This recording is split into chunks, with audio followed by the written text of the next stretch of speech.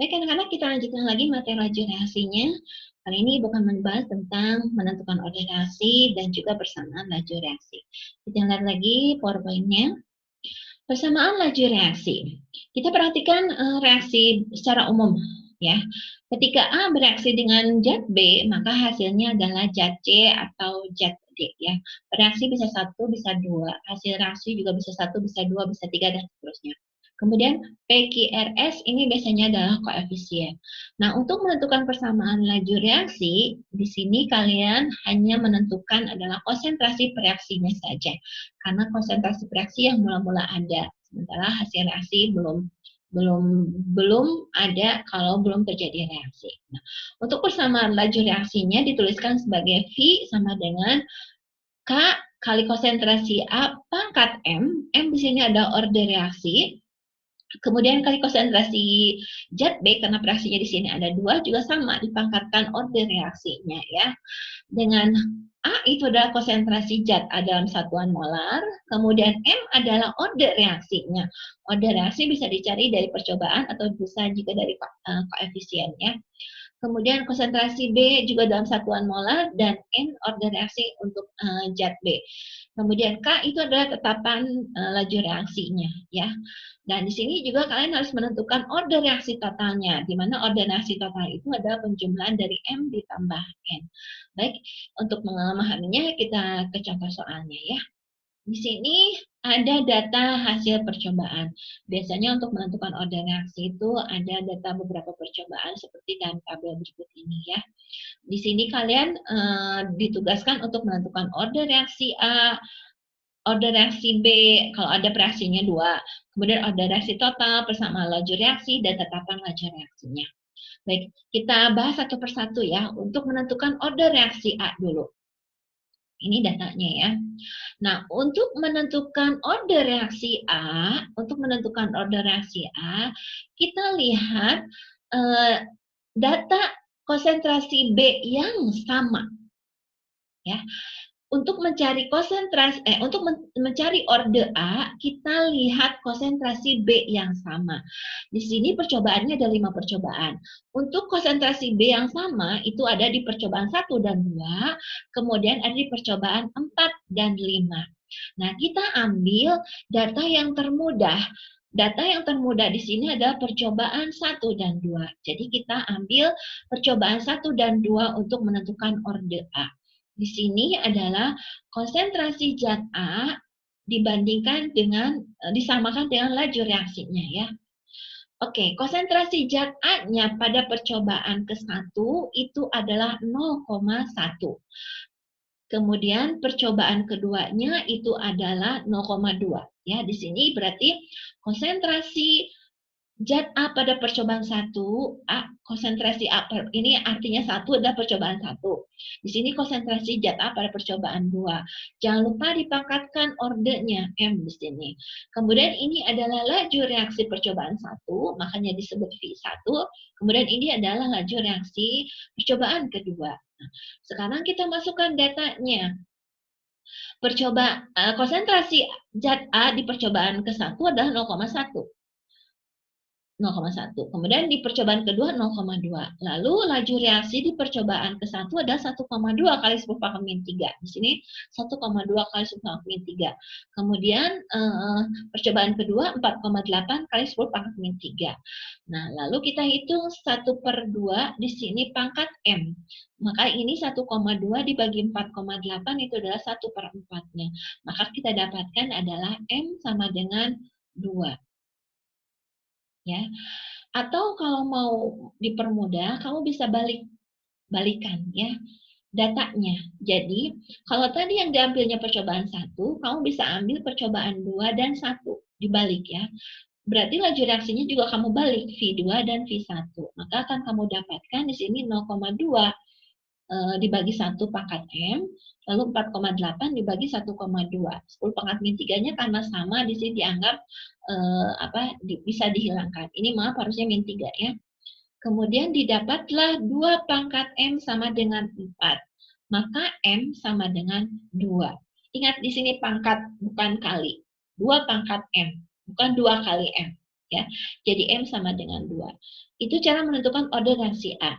Sekarang kita secara langsung seperti ini. Kita ambil percobaan 1 dan 2, ya. Ini juga sama, kita ambil percobaan 2. Nah, kalau mau cara langsung adalah di sini langsung 2 pangkat M sama dengan 4. 2-nya karena tadi 2 dibagi 1 dapat 2. Kemudian ini pangkat M-nya sesuai dengan persama laju reaksinya. Dan 4 dari mana? Itu adalah 4,8 dibagi 1,2 diperoleh 4. Maka M-nya sama dengan 2. Sama juga dengan yang ini. Ini yang cara langsungnya, ya.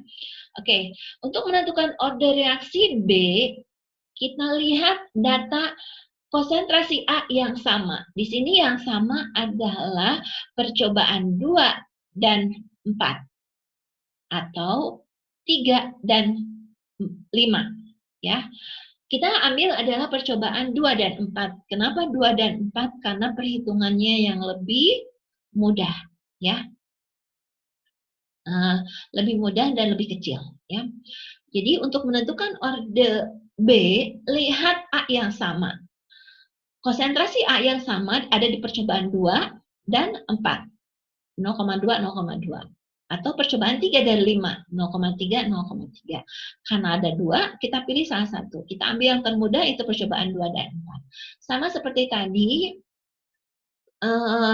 konsentrasi zat A percobaan 1, konsentrasi zat B percobaan 2 dibagi konsentrasi zat B percobaan 4, jangan lupa dipangkatkan koefisiennya, kemudian laju reaksi percobaan 2 dibagi laju reaksi percobaan keempat. Nah, konsentrasi zat B pada percobaan 2 itu adalah ini, 0,1.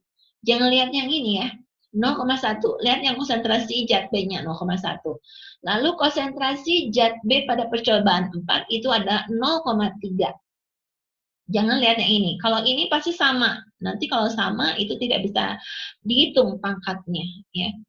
Kemudian percobaan laju reaksi percobaan kedua itu adalah 4,8. Ya, 10 pangkat min 3.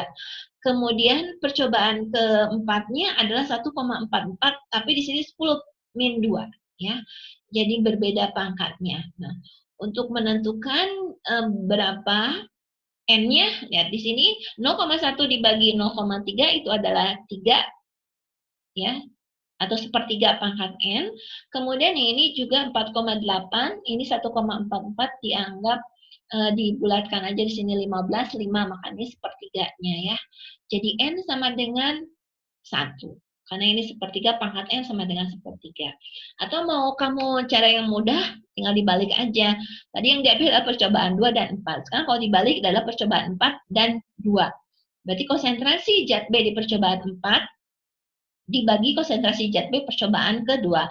Maka laju reaksinya juga sama. Laju reaksi percobaan keempat dibagi laju reaksi percobaan kedua. Kita ambil datanya di sini konsentrasi zat B percobaan 4 adalah 0,3, lalu konsentrasi zat B percobaan 2 adalah 0,1. Laju reaksinya di percobaan 4 1,44 kali 10 pangkat min 2, kemudian di percobaan kedua adalah 4,8 kali 10 pangkat min 3. Di sini berarti 0,3 dibagi 0,1 adalah 3, 3 pangkat N sama dengan 3, maka N sama dengan 1. Atau juga bisa cara langsung di sini kasih tanda di sini itu percobaan 2 dan 4, ya. A-nya yang sama, kemudian B-nya ini tidak sama, dan ini laju reaksinya. Maka kita dapatkan tadi 0,1 dengan 0,3 itu adalah dibalik 3.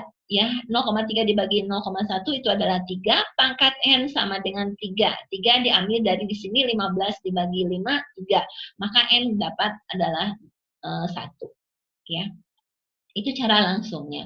Jadi, orde A kita sudah dapat itu adalah 2, sedangkan orde B kita dapatnya adalah 1. Maka order reaksi totalnya itu adalah M ditambah N. 2 ditambah 1 sama dengan 3. Bagaimana persamaan laju reaksinya? Persamaan laju reaksinya seperti tadi yaitu V sama dengan K kali konsentrasi A pangkat M kali konsentrasi B pangkat N. Sekarang masukkan A-nya. Konsentrasi A-nya, pangkat M-nya diganti dengan angka 2, kemudian B-nya di sini diganti dengan angka 1 N-nya. Atau angka 1 biasanya nggak pernah ditulis, jadi persamaan laju reaksinya adalah V sama dengan K kali konsentrasi A pangkat 2 kali konsentrasi B. Ini persamaan laju reaksinya. Nah, bagaimana cara untuk menentukan harga tetapannya? Kita ambil salah satu dari data percobaannya. Yang termudah di sini adalah data percobaan nomor 1. Kita ambil percobaan ke-1. Nah, kita masukkan ke persamaan laju reaksinya tadi. V sama dengan K kali A pangkat MB pangkat N ini secara umumnya. Karena kita sudah dapatkan bahwa harga M-nya 2 dan N-nya 1, maka di sini masukkan. Jadi konsentrasi A-nya ini percobaan 1 0,1 kali pangkat 2 harga M-nya tadi, kemudian konsentrasi B-nya percobaan 1 juga kebetulan ini sama 0,1, masukkan ini di pangkatnya 1, jadi tidak perlu dituliskan. Maka kita ambil, kita hitung total semuanya itu adalah 1 kali 10 pangkat min 3. Jadi harga K-nya itu adalah 1,2 dikali 10 pangkat min 3 dibagi 10 pangkat min 3 didapat 1,2 ya.